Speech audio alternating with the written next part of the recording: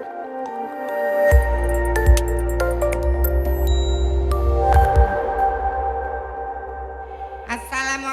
warahmatullahi wabarakatuh, Mbak Limbuk Mak Cangi. Salam. Assalamualaikum warahmatullahi wabarakatuh, Mbak Limbuk Mak Cangi. Salam. Ngaturaken Sugeng Riyadi, Pak Ustadz, jelepat kula, tembung kula sak klimah, lampah kula sak tindak, sak damelipun direkaken panjenengan, kanca-kanca Senopati Alfalah, mbok bilih keladuk ing mboten prayogi nyun pangapunten. Nggih. Kunjung ngapura, Jas. Nggih, ngaturaken minal aidin wal faidin Pak Ustadz. Lan sedaya pamirsa wonten dalu punika. Sugeng dalu Bapak Ibu sedaya. Halo Bu.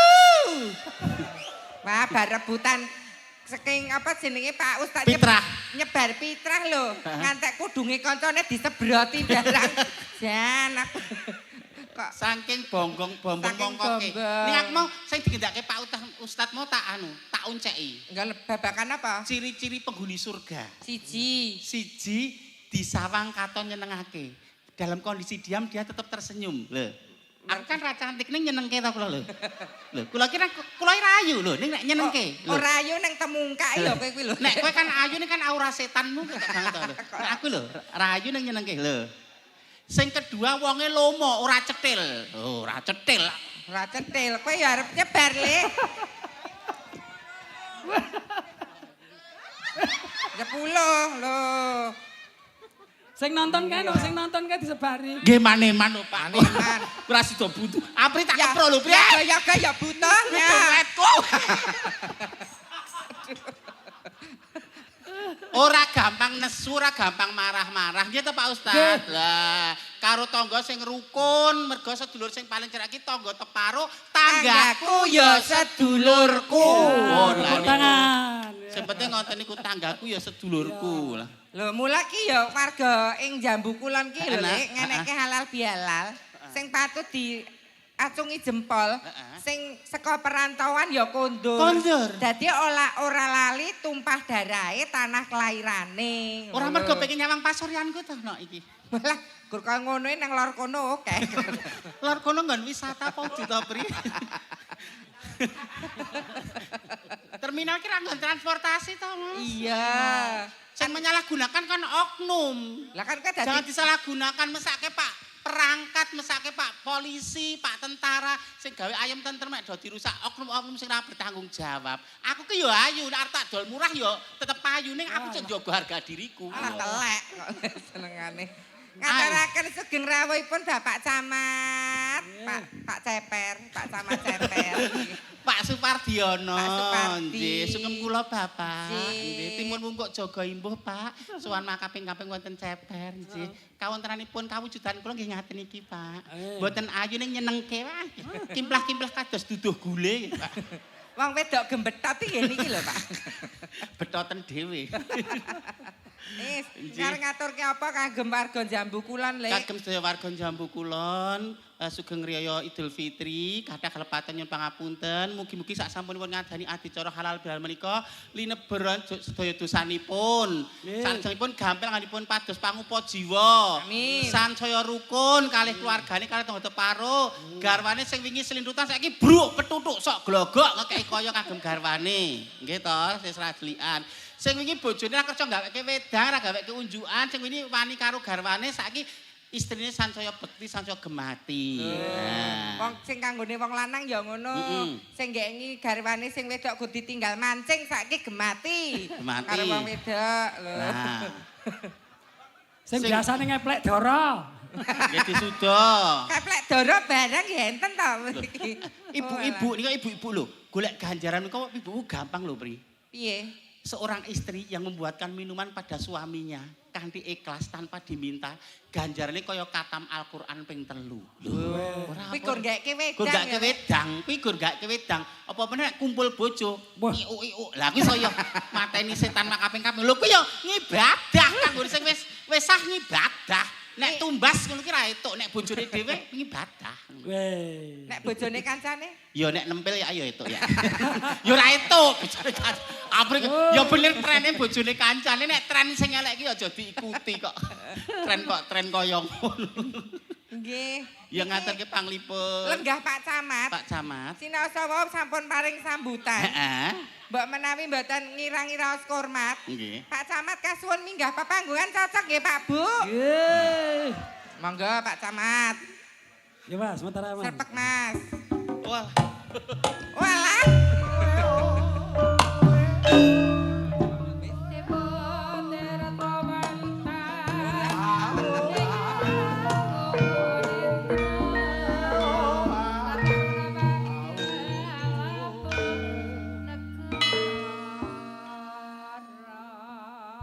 Pak Ustad, mereka Pak Camat boten kersa minggah panggung. Oh, Nanging wakil lumantar serat. oke. Ingkang minggah amplopipun. Malah pekewo to Pak Jan pun kedah ngoten menika serawung niku luwih wigati. Duit iso digoleki serawung, golek sedulur. Ya Allah. Lah kowe gelem ra? Kok sik tak diitung sik. Wasis murah. Menika 300, Pak. Wah, Mongko bobok, kanca-kanca menika kalih dosa. Nek kula do mboten rata malake Mandara ora prayogi. Mang buntu 500, Pak. Aja ngono ben ketemu Matur. akhirate tuk, donyane ya itu akhirate ya kecekel. Heeh. Disekseni para tamu dilebokke kotak amal. Oh ya apik, Nduk, Nah, perilakumu becik. Bismillahirrahmanirrahim mlebu kotak amal. Amalku dhewe. Menungso mrang tata. Matur sembah nuwun Pak Camat. Ngersakaken lelagon menapa, Pak? Gang Doli. Ya pemeh ditaosi nggih mengke Pak mosok langsung Gang Doli. Iki wayang dakwah lho kok lagune Gang Doli. Kula iki lho Pak, jane kula nek job niku nganggo rok mini sing udele ketok nika. Niki wayang dakwah kula nggih. Tak entok-entok kudung kok malah Gang Doli. Gang Doli. Kula biasane pentise ketok, udel kula ketok. Niki ndere Pak Ustad. Kok Gang Doli. Min. Nggih. Medun sik no matur nuwun karo Pak Camat. Iya, Nak, medun, kae. Nak. Dun. Ngersake lagu apa ngono. Dhewe ae ta Lek. Oh, wong loro. Kowe kelep-kelipno sapa iki lho. Salaman sik karo Ya Pak sing Camat. tuwa sik. Oh, ya Allah, Bro. Aku nek karo piye kakung iki jarak 2 meter awakku mengkorok lho, Bri. Wis merinding kabeh lho. Lah setrume padha konslet. Matur sembah nuwun Pak Camat, Sugeng Riyadi sedaya lepat pangapunten. Nggih, maaf lahir batin, Pak. Bapak saking Koramil Ceper matur sembah nuwun. Bapak, Pak nggih, Mahrawi panggih malih. Pak, Nggih. sugeng kula, Pak. Nggih, benjing ampun digaruk nggih, Pak.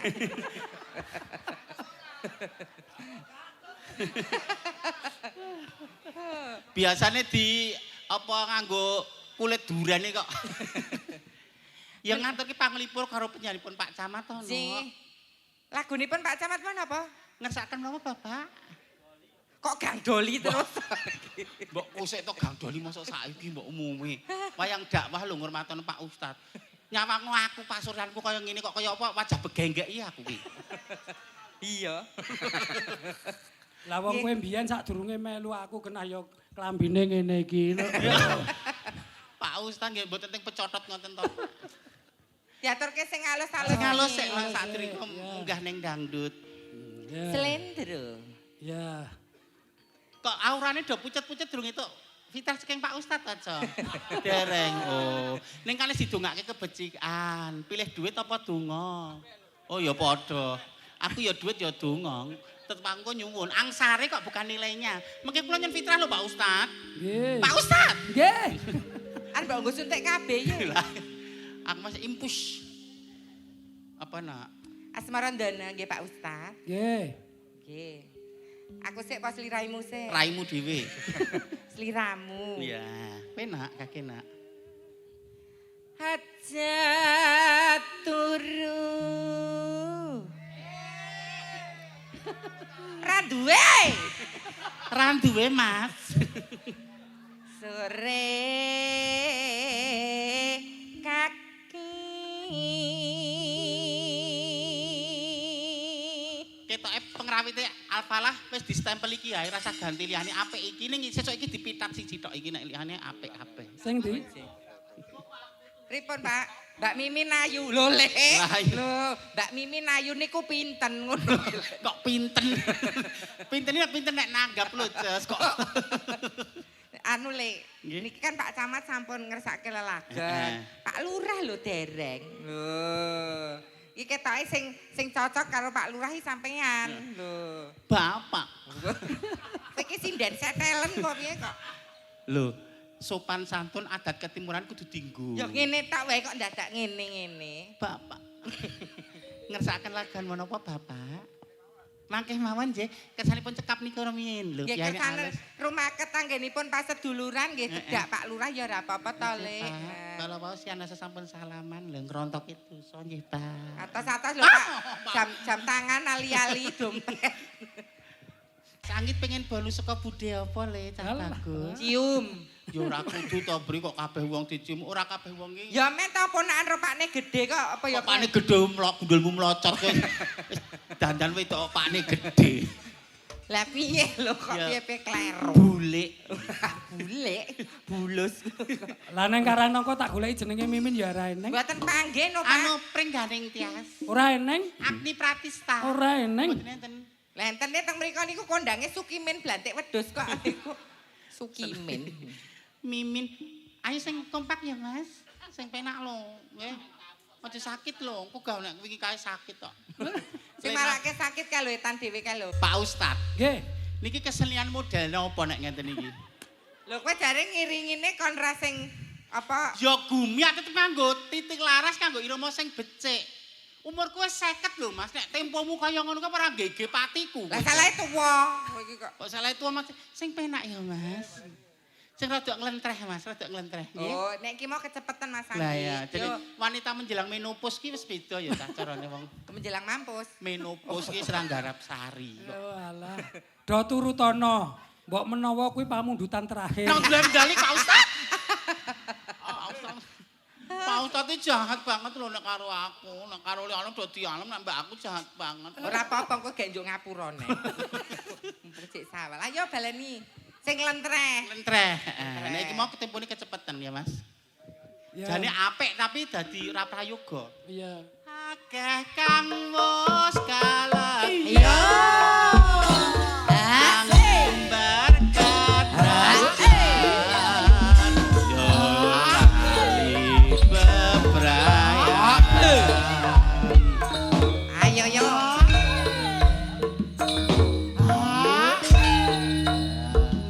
Balik sur.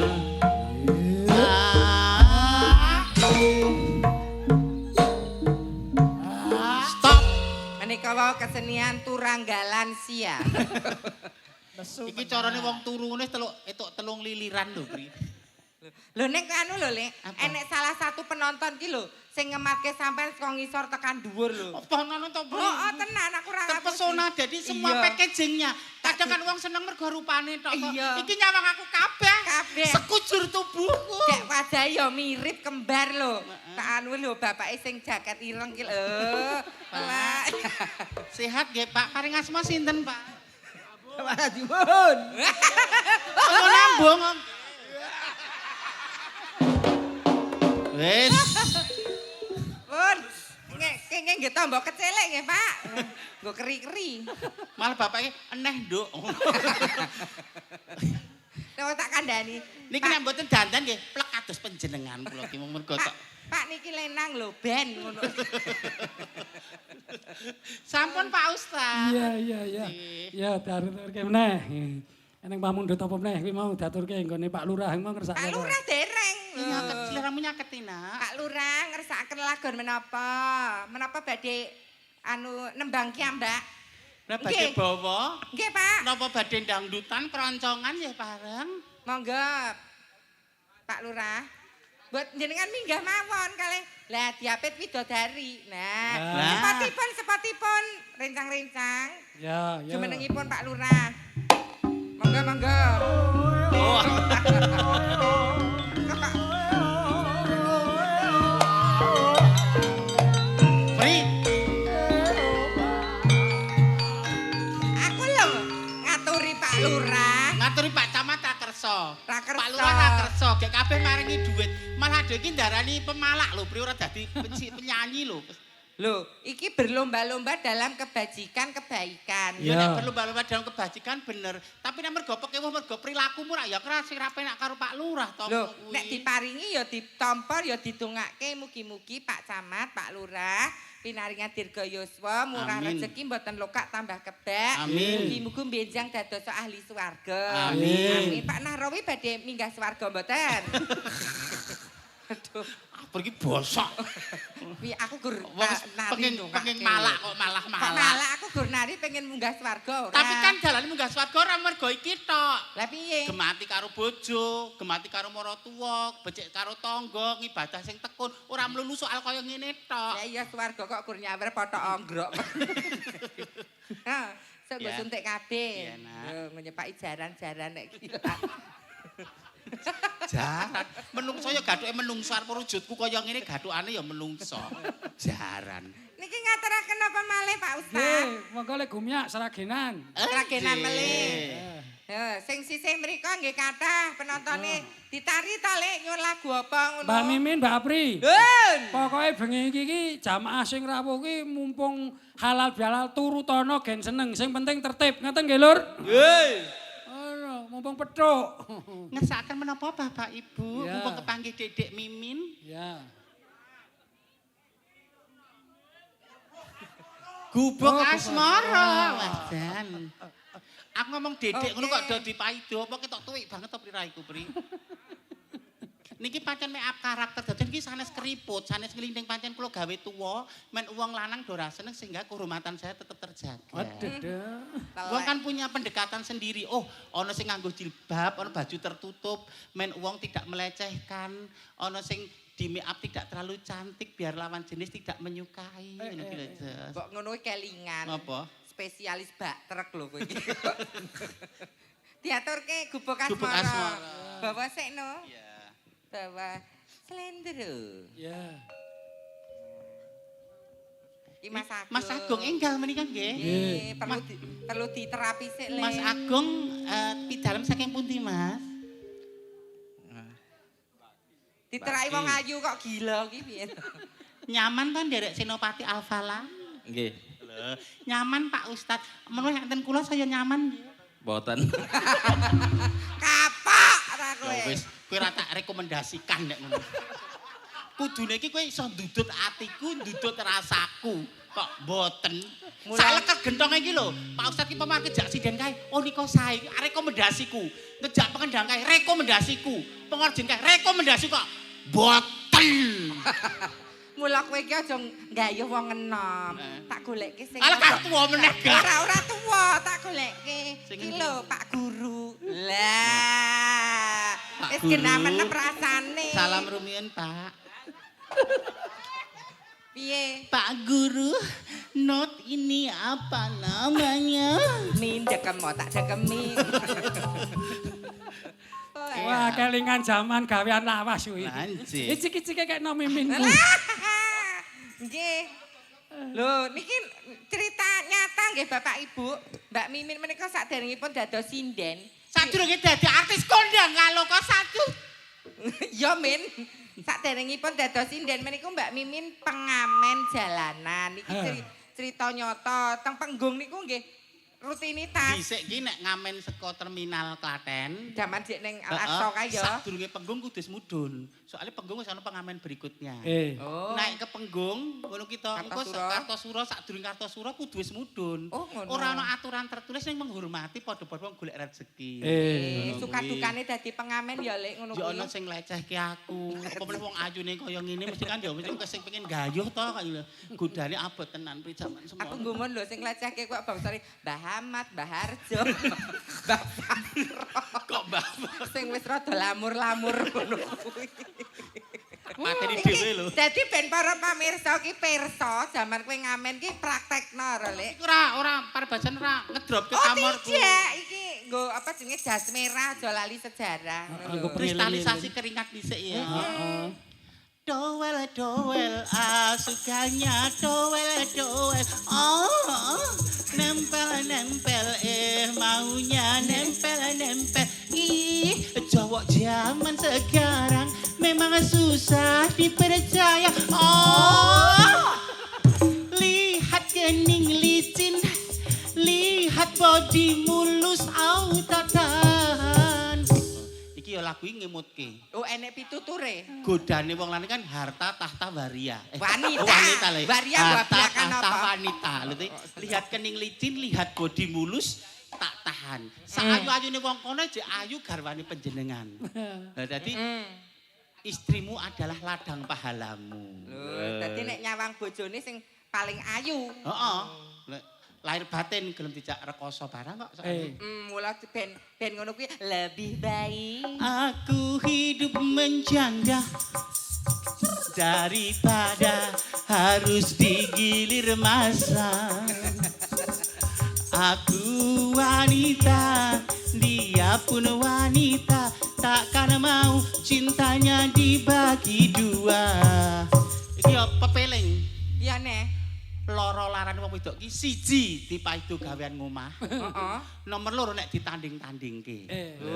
Ditandingke karo sing nom wis tau nom. Ditandingke sing ayu wis tau ayu. Nek saiki bojomu rusak ki sing rusak sapa? Lah kuwi kudu koreksi kagem para-para piyai kakung. Kula kudu eling terus ya nek tadi malam. Aku mimpi kawin. Wis mrih. Kapan meneh lho sempritan ki kudune ndelik no lek kowe. Wis ora. Garukan kok. Matur nuwun menika Pak Ustaz. Lajeng Pak wonten pambutan gubuk asmara. Ya, diaturke. Pak Lurah ugi nderek kemawon. Iki cerak gone anu Pak Joko maratuwane sing salam. Oh iya, aku adit dhisik tau rekaman ning kono jaman pandemi. Ning lu kenal kowe. Kowe jek pipise jek ditatur jaman semono. Sapa le natur? Ya itu aku. Gubuk asmara nggih Pak Nggih, Ustaz. nggih. Niki ning anu serat. Mbak Mimin, Mbak Apri, kula warga Jambu kula nyuwun lagu Lali Janjine. Oh nggih. Kalih nyuwun sewu jak anu apa iki Tanjung Perak. Oh titit. Titit duit, titit duit aja mbok pisah kok titit tok. Assalamualaikum Mbak Ustaz, nyuwun lagu Mangku Kitab. Nggih. Mangku kitab. Nyuwun lagu Yalal Waton. Oh iya lalwaton. Pak Ustaz nyuwun lagu Tambal Ban. Ya Tambal wis. bal. Diaturke kabeh ngono. Ya. Niki mungkin rak rampung setengah sekawan to Pak Ustaz. Iya. Aja esuk-esuk wengko malih lanang. Oh lah iya. Esuk. Ki lho jenggotmu tukul kabeh. Angger 2 jam kok ting sridik, 2 jam ting sridik. Tak Gubuk wedak. asmara. Tak wedaki kok malah wedaki ra gelem nemplek wong mangan kerupuk kayak gitu. Lah kok munggah apa, Lek? Bapak-bapak sekene, Mbak Min nek janten ngandhap wajah panjenengan sing janggute bak lebah menggantung mboten ketinggal ngoten. Bak tawon ndas kuwi to. Bak lebah menggantung iki dagunya. Heeh. Alisnya bak semut beriri. Heeh. Terus iki bangkeane nawon kemit. Dadi kene iki kebun binatang. Walah wong edan. Catetan. Heeh, Lek. Ayo Lek Min. Tapi kok Pak Ustad, kok kanca-kanca Senopati Alfa nek nyawang kula kok sajak mengkuliti kula ngoten to. Mengkuliti piye ta Maksudnya maksudnya? nyawang ki ya nyawang keindahan dunia disawang sak madya wae. Kok penuh nafsu ngono ki lho aku enggak mau. Nafsu pengen- Kok di briefing ngoten lho, Pak. Kowe iki ngerti Maksudnya, ora? Aja ngantek zina mata ngono lho, Cong. Kuwi iki lho Lek nyawang kowe kaya menguliti to. Kuwi nafsu, Lah, pengen nyulek kowe kuwi lho. Kok Kok perasaan kok ra penak ngenderek Pak Ustad kanca-kanca. Ya pancen wong ayu ki direbutkan banyak orang ya Pak Ustad ning aku ya ngono.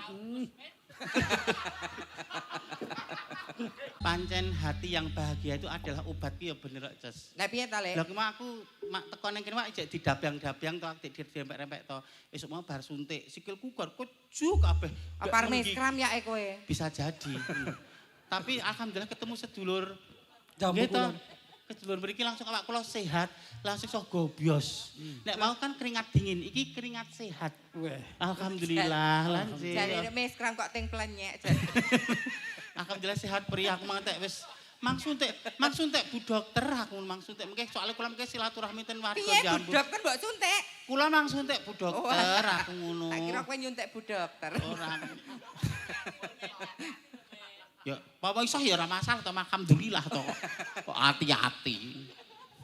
Alhamdulillah saiki sehat wis gobyos aku, Jas. Iya. Wis ora apa-apa. Innallaha ma'as-sabirin. Lho piye to iringane ya apik kok. Sujokna aku sinden bakoh mumpuni. Nek Bakon apa nggo ketanggor sinden ajaran ya mletre ra tekan gone.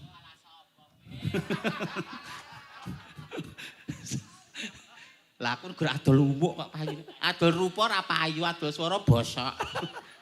Adol lumuk. Lah kan Gusti Allah kadang anu penyanyi wis tuwa e. Lah nek tuwa ki ra rezeki. Ingatlah, setiap yang bernyawa pasti mempunyai rezeki. Betul. Dengarkan. Setiap yang bernyawa pasti mempunyai rezeki. Aku digawe di dukun kayak men ra payu le dodol. Arep dukune ngentek gula setengah kental paribasane. Nek Gusti Allah kun fayakun dadilan larismu, ya laris. Dadilan sehatmu ya sehat. Dadi wong kajen ya wong kajen. Ora ana kekuatan sing ngalahke kekuatane Gusti Allah. Lho, menika lho diarani banci syariah ngeten iki lho, Pak. Ya nek Hasbunallah wa ni'mal wakil, ni'mal maula wa ni'man nasir. La haula wala quwata illa billahil aliyyil azim. Ora ana kekuatan sing ngalahke kekuatane Gusti Allah. Ora ning kedung, ora ning wit ringin, ora wit apa. Saploke kowe iki lehmu apa? Lehmu omong kok tarik-tarik. Saploke bar dahar ning warung lotek Bu Manuk kuwi to. Lotek Bu Manuk. Bu Minuk kok Manuk. Bu Manuk. Pikiranmu bosok. Bu Minuk. Bu Minuk kok. Engkang saden. Oh. Nek dilek Arit. Kan asin aku MC, mergo polah tingkahmu lek ayo gelungan yo ngono. Dosamu lho. oh ya nyaman to. Lah iya. Ya jane ra nyaman tok tekso aku. Nek didandani kok ondel-ondel lho bri aku ki. Men ngono ya kele tresno lho. Oke sing sayang mbek aku ya. Atiku resik kok. Resik peceren. Nek kowe kan wongmu kowe ayu tapi isine kan atimu ri marung. Lho. Aja. Apa to? Ora anu. Iki niki ngeten. Pak Ustad. Gandeng niki wau ki Mas Pengging kangen kali Lek Min. Sanjange ajeng jumeneng. Oh iya, iya. Nggih. Ya, ya. Ketopraan. Ketopraan Mas Pengging. Ya, ya. Ya Mas lagi. Dedek. Dedek. Ya, ya. Mboten kersa lho, Pak. Ya, ya. Ayo Mas Pengging. Ayo.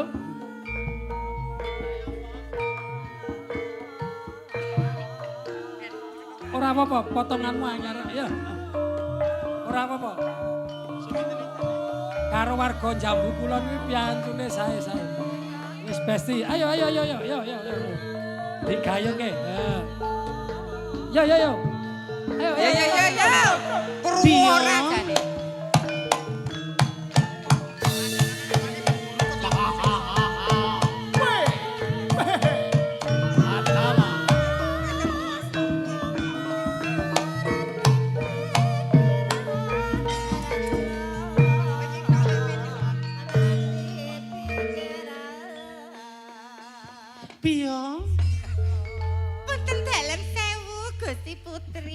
Apa iki bener garwaku Kang Mas Patesito Pakso Piyong? Lah nggih saestu menika ingkang katemben rawuh menika Kang Mas Patesito Pakso. Alah wong njogur padha plantangane kok dadak. Dadak kok jaim. Kita itu sandiwara ning pepanggungan. Mbah digathukke wong wedok ayu, mbah wong tuwek ngekek, mbah wujud kaya aku, tetep kita itu profesional. Tuh, kok malah suwe-suwe ya nyaman kok dadak kipo-kipo. Aku lho nek dadi pamain ketoprak ora kudu dadi rol, ora kudu dadi ratu. Aku pilih dadi watu wae kok, penak dadi watu. Men duyui perjurit-perjurit kuwi. Tak kira dadi kanjeng panggung. Kowe nyiksa aku intine kowe cemburu, mudera. Tuh, cemburu buta. Cemburu buta kowe nyiksa aku ngono. Dikira aku selingkuh, aku tuduhin dengan kata-kata kotormu. Oh. Sing ra iso kata-katane kuwi lho sing ra iso iki. Kata-katane lah ra iso ya mulya kono ae isomu apa? Oh, dadak kan munggah ya ngopo? Pak Ustad nyalahno Pak Ustad dinyalahke aku. Oh. Sembrono kowe. Iya. Wis sungguh kono nek ngono duet ae karo Apri. Iya. Nyanyi mawon ya, Pak. Iya, duet karo Apri. Tak Keneng pamundhut. Apa lagu Kusumo Wijaya. Tak ngombe sik. Lu dehidrasi. Ora itu. Pak Ustaz kula niku dicoblos jarum ping 4 niku mboten apa jenenge? Ora tembus. Apa nih jenenge? Mbok jarum kebo. Maksudnya ngene lho, raketok anu niki lho, apa jenenge? Nadine kini raketok terus ternyata kurang minum air putih, jenengan dehidrasi. Lah kula mboten kula mangan, mboten kula ngombe, kula mangan bojone kancane. Oh, wis elek ngono. Eneng pamundhut iki. Napa, Pak? Kula warga Jambu kula nyuwun Kusuma Wijaya. Sekuntum Mawar Merah, Gerajagan, Banyuwangi. Ya wis. Kuwi terus sumilir. Apa Mas Pengging? Lestari. Yo, pilih. Manut. Ya, yo. Kusuma Wijaya. Ya, Kusuma Wijaya, yo. Pokoknya bengi iki menghibur warga Jambu Kulon. Gen bahagia. Nggih. Sesuk rezekine gen lancar kabeh. Amin. Sing di aku sing apik apa barang bosok di aku. Niki Pak Lurah wonten pundi niki wau? Pak, monggo. Mboten Keramat lho Lek lagune. apa to lagune keramat. Menungso kan. Oh, manusia.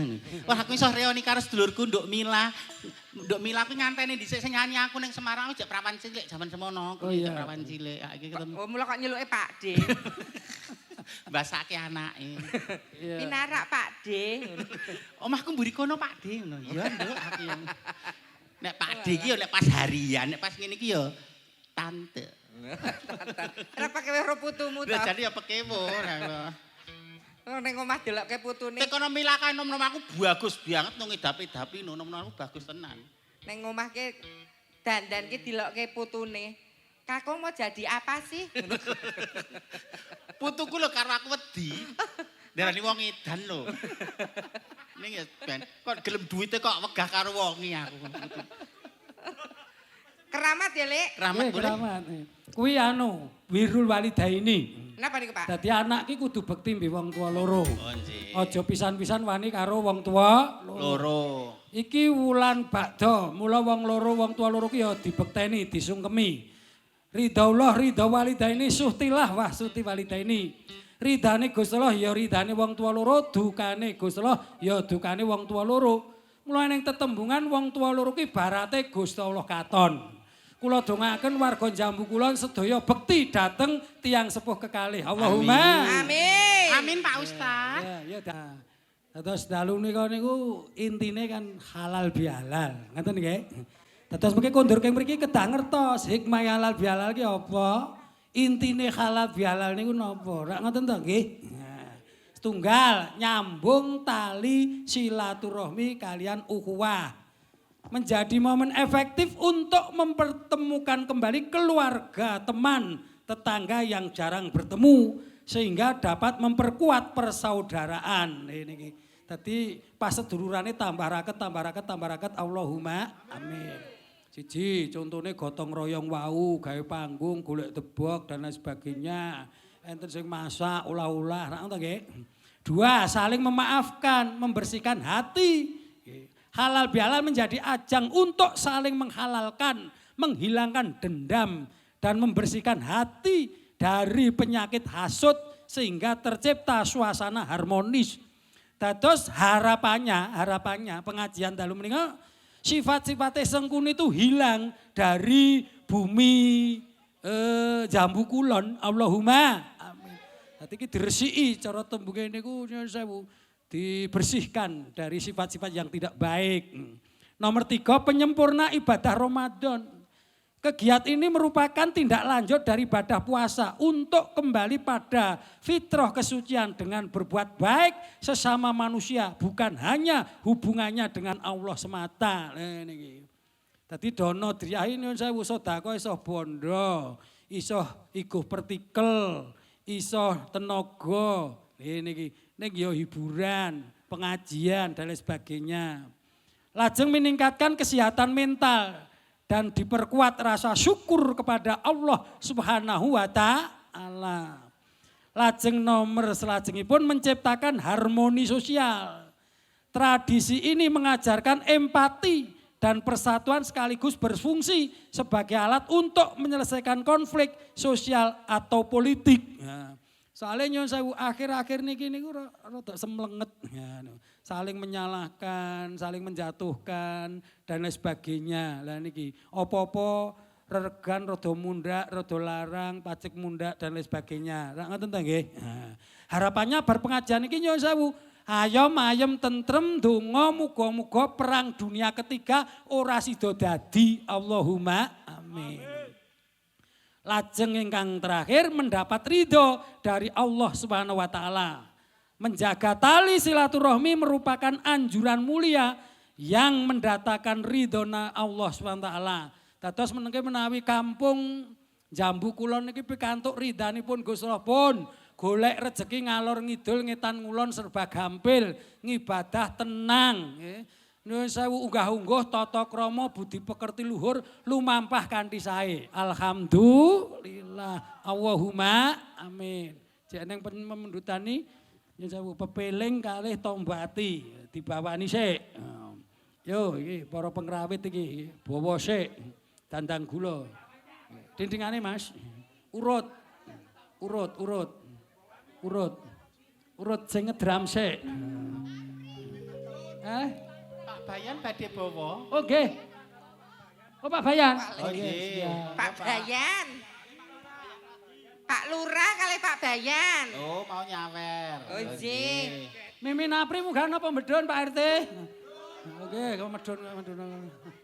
Ayo Lek medun. Payu yo. Yo payu yo. Ngersaken menapa Pak Bayan? Pak Bayan, Pak Lurah ngersaken lagu napa? Sing Penting gayeng oh iya. Oh iya gayeng. Gayeng no gerajakan no. Pak Mudin. Ampun Pak Mudin, mengke kula ndak ditahlilke malah. Ya. Gerajakan siap? Siap, Mbak. Anu mawon, Napa? ingkang seragenan apa dangdut? Oh iya. Oh. Dangdut. Ya. Dangdut gayeng ya. Katresnan sejati. Ya. Nggih. Yo Kong. Dangdut Yo, katresnan sejati. Ya, teater gede.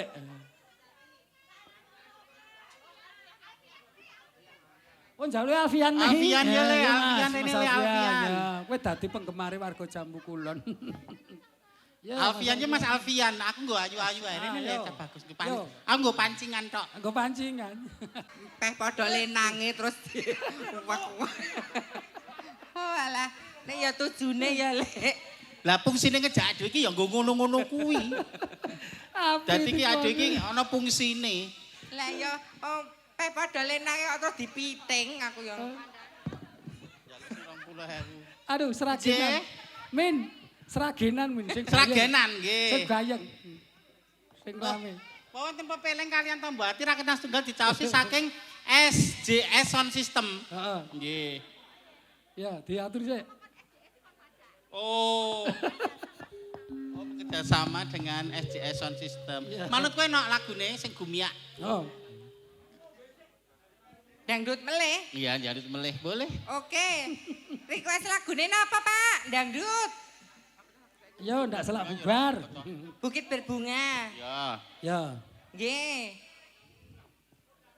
Podang Kodang kuning, kuning. Pak. Nggih. Joget nggih, Pak nggih. Pak Ketua PKS sih lho, Le. Oh iya, podang kuning nggih. Podang kuning apa anu? Apa kemau bukit berbunga manut cas. Podang kuning Bukit mawon. berbunga sik Oh, apa Bukit podang kuning? Berbunga. Oh iya. Podang kuning sik ya ora apa-apa. Oh, nggih. Gamelane gen mundi. Nggih, ning ape Bukit Berbunga ya. Podang kuning. Ya, engko bar kuwi terus bukit berbunga. Terus bar kuwi Suwandoro. Mas Pengging nyebut, Pak. Ya, Gersula, Pak. ngapa? Niku, Pak. Ya. Ya. Aja lali tanggal 29 April lho, Le. Apa? Pentas spektakuler.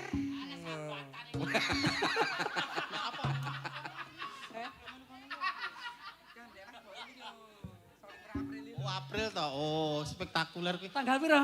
29 Apa? April. April. Pentas spektakuler wonten Randu Lanang Ngarep Leteng. Puspita. Anu kuwi sing anu presiden-presiden iku.